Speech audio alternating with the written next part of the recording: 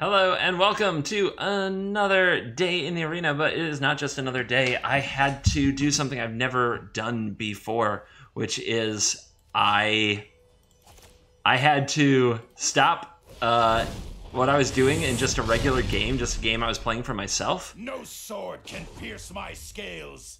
And I had to pause and go start the recorder because, behold, we might have a Dragon's Mirror match, and I had to get this on camera. I've been playing my dragon, my 5-color dragon deck, trying to tune it and make it do anything. It usually just loses to red decks, to be totally honest with you.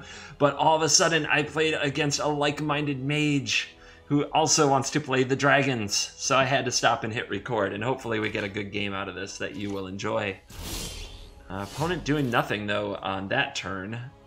I think we've got to bring glory. We could also loot away our other Sarkin and try to hit our land drop. With that mana open, I'm a little concerned. What I really want to do is get out the Unsealing, but I also don't want to clash with this. But I do need to keep hitting land drops, like for reals, because we need to play much bigger dragons. Still, how can I turn down the Glorybringer? Oh, life's full of tough choices. I'm gonna loot. I'm gonna loot for one turn because there isn't a great Glorybringer target, and if Glorybringer just died, I'd be very disappointed. Doubt my methods. Hits the land.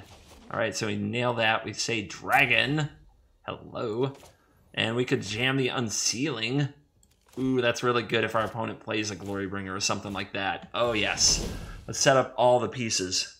So whenever we cast a creature spell and it has a power of 4, 5, or 6, this deals 4 damage to any target. 4 damage. And when we cast a creature spell with power 7 or greater, 4 damage to each opponent and each creature and planeswalker they control. So we are in full-blown Johnny mode. We are playing the ridiculous, and we happen to have a 7/7 in our hand that we can cast if we find one more mana. Our opponent's going to take an interesting route. They're going to shock their own dragon egg, creating a 2/2 dragon that for a red can get +1/+0. So they can pump it and attack the Sarkin if they wish, cutting us off a little bit on that mana.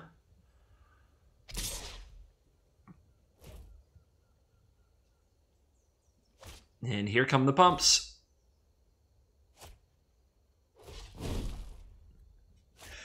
Oh, Sarkin, you served me well. Go on. Hit me. Sad to see you go. Pain won't stop me. At least he's determined. You know, he's got the heart of a champion. Alrighty, here we go. It's tempting to play the Horde first, because the Horde, whenever a dragon enters the battlefield, you put a gold counter on the Horde and you draw a card, but I don't want to take a hit from this card just to do that. So we'll play the Glorybringer. It will trigger the Unsealing. Unsealing will kill the creature so that we don't have to exert the Glorybringer.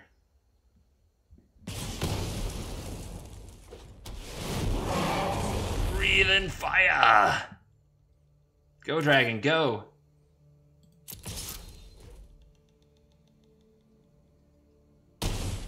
Yes! Good, good. See if our opponent has an answer to the dragon, such as their own Dragon Queen. Would be awesome. Maybe a Shivan Dragon. What other dragons can you play for 6 these days? A Volcanic Dragon? What kind of dragon?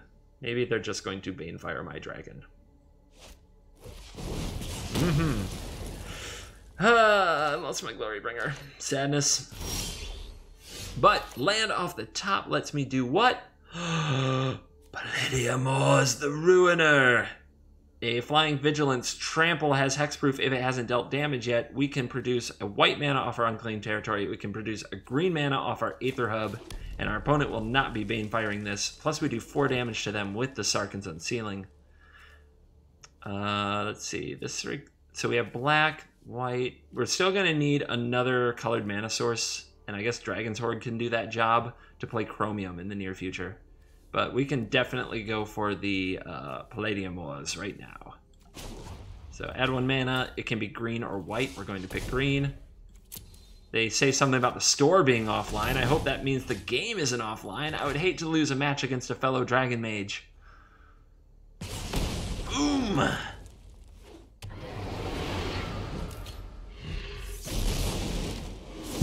Behold the animation, yes!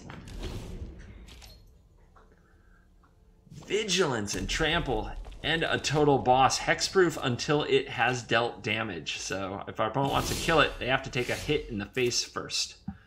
2 dragon hordes means we're probably going to play those this turn so we can stock up some sweet dragon hoarding. But let's send over the Ruiner. We could just let it sit around and be a big wall, but that's not what I'm here for. Our opponent's at 6, which means the Virix could deal 4 to our opponent through the Unsealing. That's almost lethal, but what kind of a guy would I be if I didn't try to come up with an opportunity to play Chromium? So bring out the hordes, baby.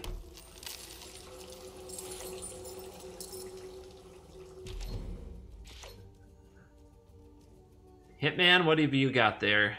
Your big red dragon deck. Although perhaps it's not an all-dragon thing. It definitely has a dragon sub-theme, but we've only seen these cards so far. A Sweltering Suns. That will deal 3 damage to the dragon. Do you have another way to kill it? 3 more? Dead? It's dead? Our opponent is still in it. Goblin Motivator for a red is a new card from M19. Red, 1/1, tap it, gain, and another thing gains haste. So here's another fun card, Spitflame. It deals 4 damage to a creature. Whenever a dragon enters the battlefield, I can pay red to return Spitflame to my hand. However, not what we need right now.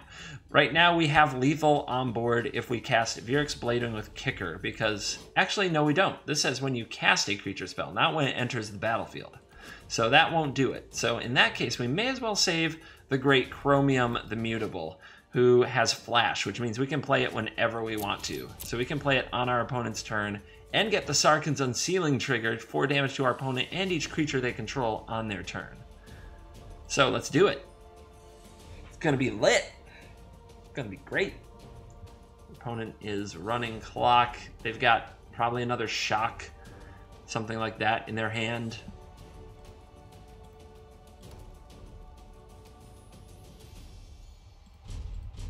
Please don't tell me that the actual servers went down. Please tell me it's just the store, that they're repairing the store. That system message didn't actually kill the servers. It's not like my opponent to rope. They haven't been roping me. Alright, passing that turn. We'll possibly ambush the Goblin Motivator. Here we go! Sarkhan's Unsealing! Blow up your stuff! We actually don't even have to ambush the Motivator because it dies to the Unsealing. It's just more fun. And with that pause, is our opponent conceding? It could be. Come on, the people want to see. The people want to see the Chromium. They want to see the Unsealing. Here we go! Blowing stuff up. Flashing in dragons. Adding horde counters. Drawing cards. The life we want to live. It's all right there. All there for the taking. Oh, the roping has begun. No. Yeah, he's okay. Maybe he's just reading the card. It does have a lot of text. It is new. Whoa. That was a weak little animation. Anybody see that? It's just a little dude. Just a little dude. All right, draw a card. Every horde counter, you just have to tap it to draw a card from it. It's actually a really good rate. I would have expected it would be like Sunset Pyramid. You have to pay 2 mana and tap it to draw a card, but that's not the case at all. All right, we're going to hit that end turn button. Hopefully if our opponent passes priority here, it'll pass it right back to him. We go to our turn, and our opponent's at 2. So we'll say, wish them a good game for doing their dragon things. Hopefully that doesn't come off as rude. But we're going to use Sarkhan's Unsealing on a kicked Virix the Bladewing to finish the job. Our opponent is going to shock our Chromium, perhaps? Yes, they are. That's fine. Oh, they're self-shocking. They're going down on their own, by their own hand. Hallelujah.